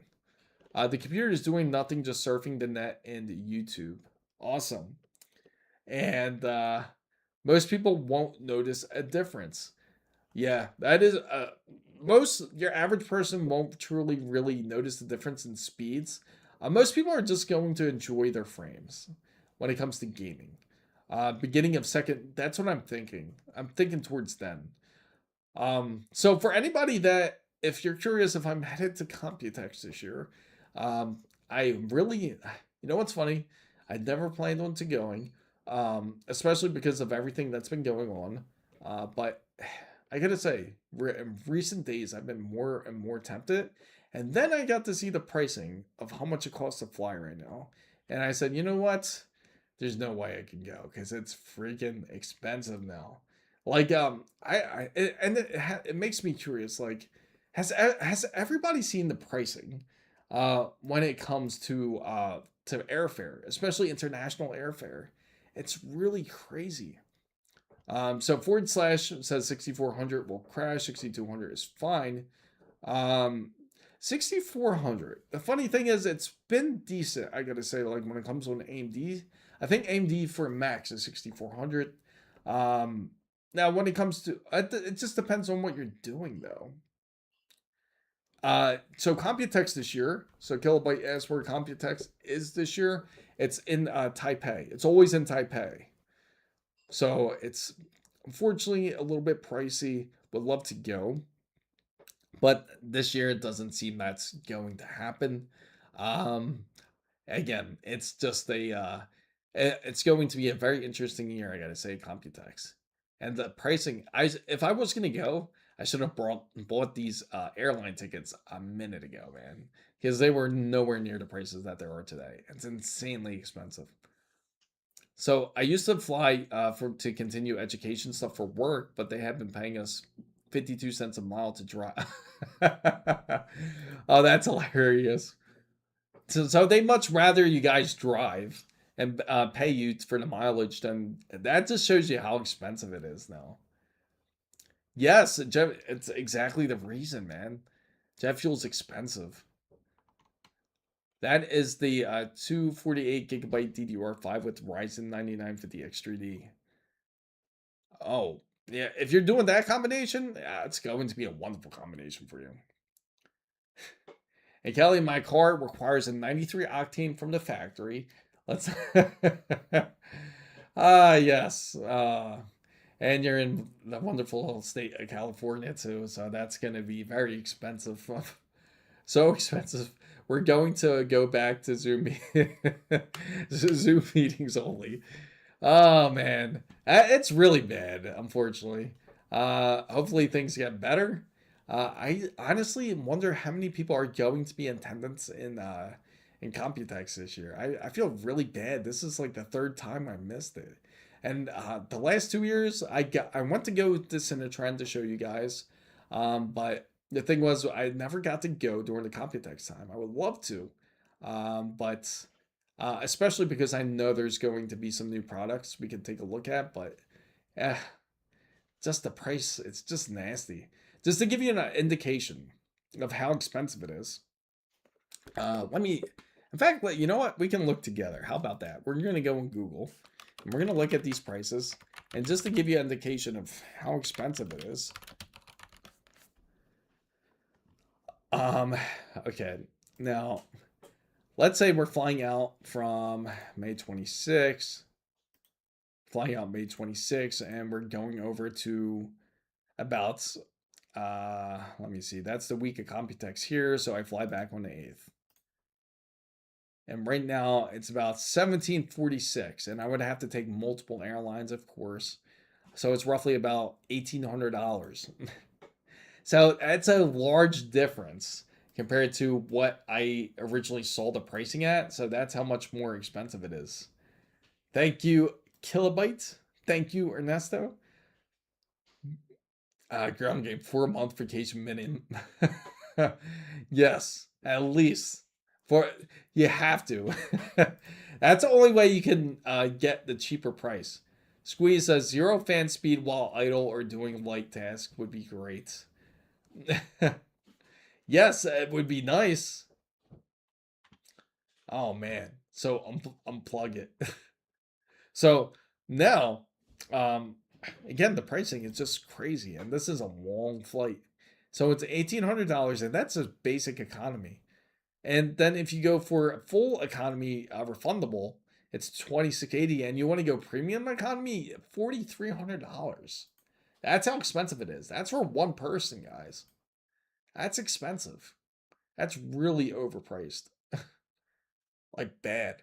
All over the West Coast, it's like it costs buku bucks to live where I live in Longview, Washington, and my 450 square foot place is like $18. Oh, really? Insane. I know exactly. At that point, you're like, I might as well go with another PC build. And you know what? I thought the same exact thing, Ernesto. I thought like I think the fans would much rather see another PC build than a flight out to Taiwan. Sure, we get to see all the cool new tech products, but yeah, it makes you think of more along the lines like how expensive it is. Are you people really suffering? It is like someone bought a Ferrari then complaining about prices. What? Of course. I think everyone is honestly suffering at this point. I don't get that one. 1660 Ti didn't fit in the case. Oh, really? That sucks. You can buy a 5090 with yeah, you really could. You could really buy a 5090 for that pricing. So Tony says, I'm off next week. I'm going to Vegas. Oh, wait, I live. Hey, that's an advantage, though. That's an advantage to be there, especially during the CES time. Again, time goes by fast. Next thing you know, we're going to be going to CES all over again in just a little time. Let's go over to Micro Center real quick. But yeah, that's just how expensive it is. Let's go. Yes, it is. Ernesto, you are correct. It is 100% a vibe.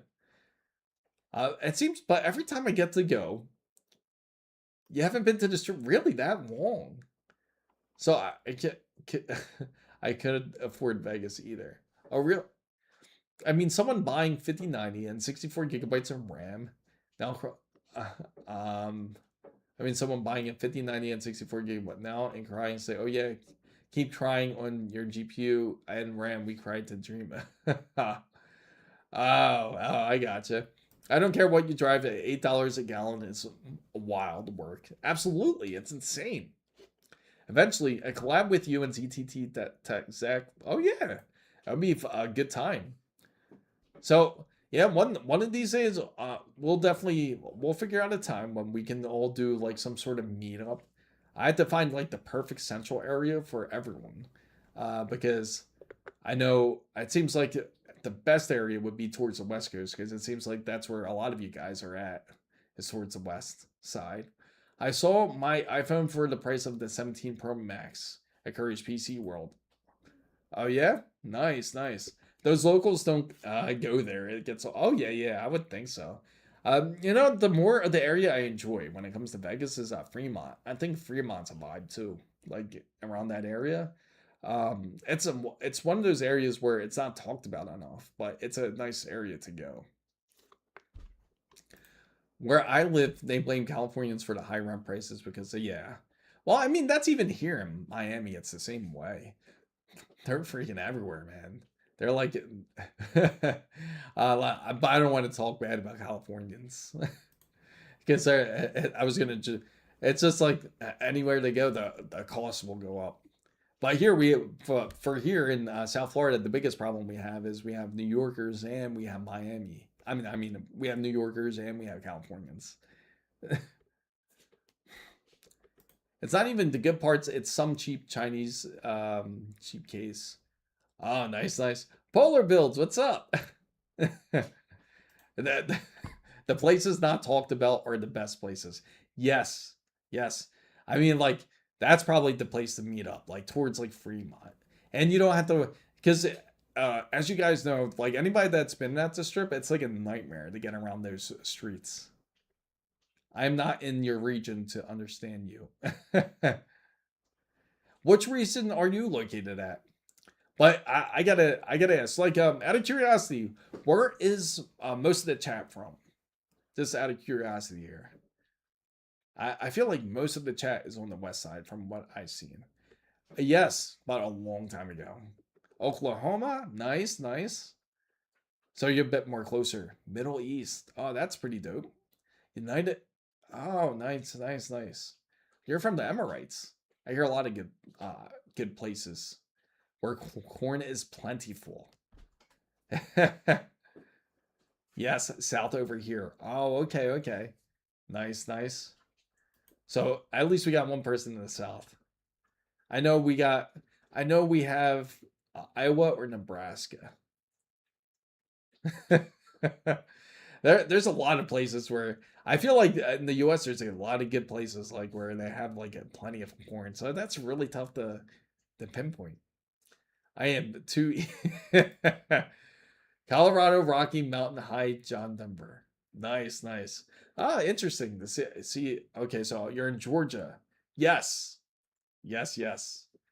And Weenie's wonderful experience of driving into these type of areas. Yes, though. I'm sure you have your fair. Just out of curiosity, in Georgia too. I'm sure you've run into your fair share of New Yorkers, right? New Yorkers and Californians. So all are U.S. No, we have European folks in here. It's just late right now. It's a little late for them, unfortunately. You'll see a lot more of the European guys come on Saturdays. That's because usually yeah, there you go, coast to coast with there you go. I like that sound, coast to coast with Chris Mizo. Yeah, we could do something like that. I've been to the Bronx, delivered there. Oh, wondrous. I think you know what? I think you told me about that story, Weenie. That's the one where it was sketchy, right? It was real sketchy when you went. Oh man, there's nothing like it's just very funny how different each state can be. Like when you go through across the U.S., it's like each state is truly its own place. It's like it feels like a whole different country in each state, truly. Mm. That is true, Tariq. It is late for you. There's a lot. Yes, there's a lot of sketchy times. That's the funny thing. It's like you'll immediately know. It kind of feels like you just have this sense like something doesn't feel right here, and you'll see like little indicators, like when you see what type of stores that are around. For example, you'll see a liquor store next to a McDonald's, and you're like, maybe I'm not in such a great area. So it's like its own mini country for each state. Arizona is different than oh yeah, absolutely. The west side's a whole different vibe, I gotta say, from the east side. Arizona is very interesting.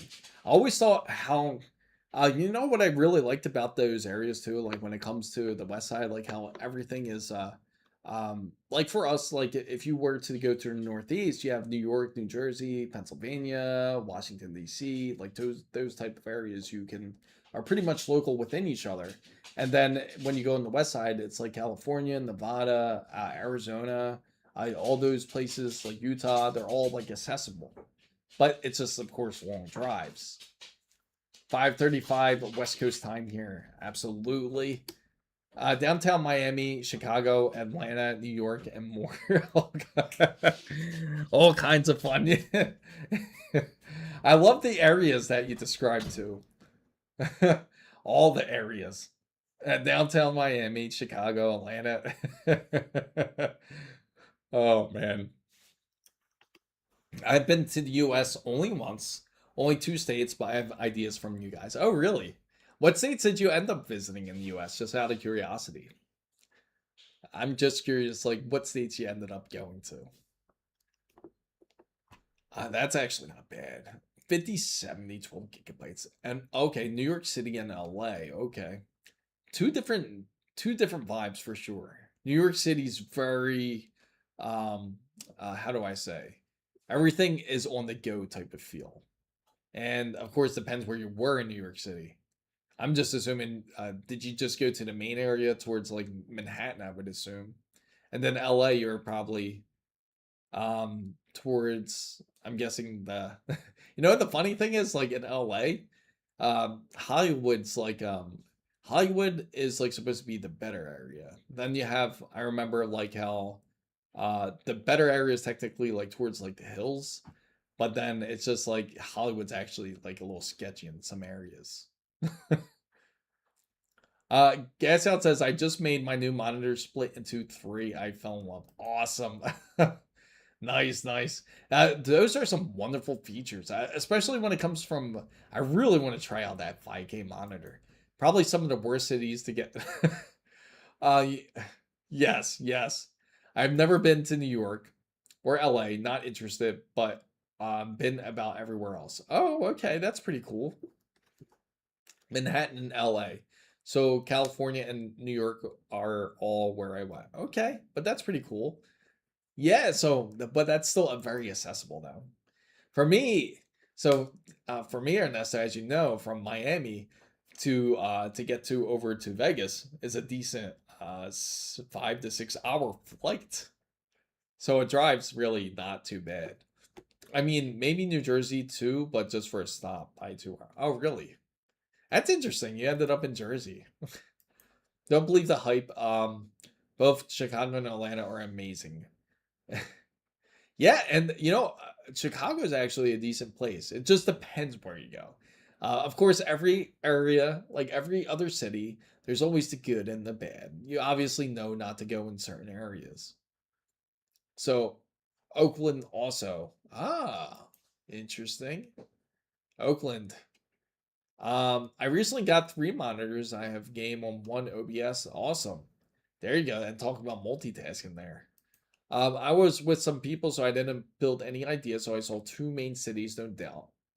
Yeah, for sure. I mean, yeah, always can visit again. But later, when things are calming down for me, becoming, I think a lot of people have the same goals in life. I think a lot of us want to try to hit that goal where we have plenty full of funds. Sure, here in Phoenix, you want to stay away from South Phoenix. There you go. Atlanta is my area, very fast driving. Yes. It's pretty much the same like down here. It's like all fast driving. I live where you still see people ride horses. Oh, really? That's pretty interesting. You know, there's a lot of interesting places in the US where everything just seems completely different, like when it comes to the countryside. Like you still have like areas like where you have like the Amish even live, like in Pennsylvania, like the Pennsylvania Dutch and everything. I think that's a very interesting place. So back to topic, which laptops would you recommend either for gaming or okay, so to get back to business guys. So which laptops would I recommend for gaming? Just get a regular, like, say, RTX 5070. I'm not talking about frameworks now. I don't know if you guys saw that. A very expensive laptop. So let's take a look, in fact. We'll go over here, go into laptops, and if I was to pick if you're going to use it, say, like for gaming or something, you want to go over to, let's take a look at all gaming laptops, see what they have featured here. Now, you don't need nothing crazy. Let me see. This is the 275HX with NVIDIA RTX 5070 Ti. That is plenty. Honestly, that is plenty. That would work. It's only $2,200. In fact, even the ASUS ROG G16 is a great choice and option. You can get it even cheaper for about $18.99. This is all you need. Now, you may see other ones that are a bit more tempting. You might see ones where they're like for example, take a look at this Alienware, right? You see this Alienware laptop, it features a 275HX NVIDIA RTX 5090. But don't be fooled. Reason why I say that is, yes, it's a 5090, but not truly a real 5090. You'll never hit the power an actual 5090 will hit. Sure, you'll get better frames, but it's not going to be a phenomenal difference compared to the frames that you would get on a 5070 Ti. So if you actually sat them next to each other, it wouldn't be that much of a significant difference, especially when it's not plugged in. You won't be able to get that power draw. You're not going to get 600 watts in a laptop. That's very unrealistic. You would truly get maybe at the most, you'll probably get like 130, 140, and even then, you're going to wear down the laptop less than an hour. So even though technology certainly has gotten better, exactly. That's why I like to explain that. It's like, yes, you can get, say, 140 watts out of this laptop. It's going to pretty much fall out here. Chris, here is some data for you. You have my contact. There you go. So I might not go with the 5070 Ti laptop, but hey, it's a good idea. Yeah, absolutely. It's a good option. Now you can go with the standard 5070. That's fine too. Remember, you're gaming on a laptop. You're not gaming on a desktop PC. Don't be fooled that a 5090 is much better of an improvement over a 5070 on a laptop. The only way you can truly get a better improvement laptop-wise is if you get a eGPU. If you get a eGPU, then you can certainly get a better improvement in that sense. So that's the only way you can see, only way you can actually get like a performance upgrade, like a PC. But then again, remember, with the eGPU, you're practically going to plug it into an outlet. So you got a laptop and you have a GPU that you're plugging in. So I'm not thinking about high performance on a laptop. Okay, are you thinking, what type of use are you thinking for using the laptop for? Just out of curiosity here. Because I can certainly say, uh, it just really depends on what you're looking for. If you're looking for more standard browsing, Aetherdon or Aetherdon and Danville, where are those areas? So like med use, medium use. I was gonna say like medical. I was like, you're using it for medical use. So okay, so you're using it for like medium use, like medium settings, and maybe Manello Park as territory. Oh, okay. Good to know, /. So for if you're looking for medium use, like what do you mean like by medium use? You mean by like gaming wise, Tariq? Or are you talking about using it like for like some sort of production usage? Because then that would matter in that sense. And maybe Manello. So that it all depends on what you're trying to find on a laptop. And for anyone that's curious about the pricing on RAM, unfortunately,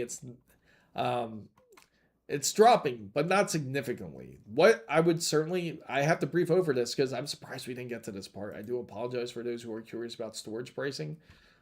Storage pricing is very expensive right now. It's not ideal. If you were to purchase some SSDs, like this, for example, a King Spec XG 2 TB, it's $289. That's actually a decent deal, which is pretty crazy to say. But compared to like a Samsung 9100 Pro, you're going to spend $680. What the hell? That just does not make sense. That's a price request.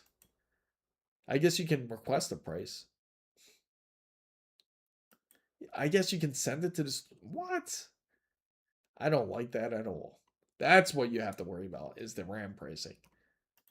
There is no CPU shortage, desktop or server, and no PC shortage, no PC DRAM shortage, just tracking CPU. Yeah, that's what I mean. It's just, I kind of feel like that too at this point because it's never gotten to the point where it's gotten so low in supply that they ran out. So gaming or any use not looking for high performance. Yeah, so a 5070 would be perfect then. I have your contact. Really? So, for example, if I travel, I'm not thinking about playing 4K on laptops. Both SSDs are spinning Rust or pricey. How much is a 264 gigabyte Crucials 5600? Probably. Do they have it? Is the question. Let me just double check here. Crucial.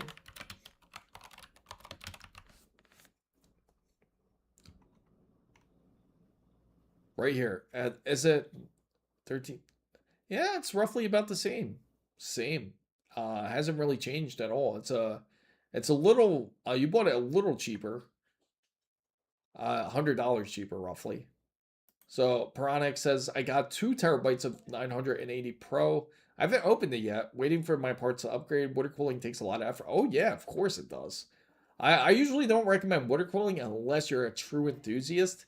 You have to be able to keep up and making sure that your PC remains cool. So Joe Darkness says I bought a 4 terabyte shipping and handling for 4,500 yen and I sold them for. Hey man, if you're able to do that, that's awesome. So FanBam guys, I want to thank everybody that has joined the stream tonight. Saturday is going to be very interesting. I'll definitely have the PC set up a bit more. We're going to run a lot of tests on the 9950X3D too. And we can take a look at the 270K. I'm just going to have everything set up for it. I do appreciate everyone that has joined the wonderful stream.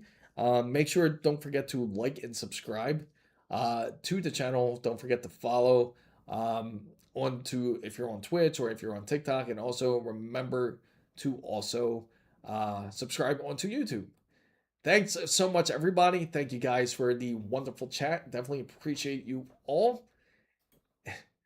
And we'll thank Joe Darkness for coming in. Tariq, of course, being very active. Mike for coming in with his wonderful contact news, I guess, hidden. We have Weenie, of course, Steve. We have Squeeze. We also had Wasabi here. We had Hidden Bull, of course, as a wonderful feature ground game. And we do have MRX was here. We had all our wonderful guys here from B to H. Awesome. Great to see everybody and hope to see you guys on the flip side. See you guys on Saturday. Remember, I stream on Saturdays at 10 to 12:30. 12 to 12:30. But we'll see you guys on the flip side then. And I appreciate all of you. But real quick to answer Jack on the juice, what's your thoughts on the Mac Mini? Trash. Absolute trash. If for work, it's not anything you think of. It's practically like a big iPhone. So don't even think about it for work, to be honest. But thank you guys, everybody, for coming into the stream, and catch you on Saturday.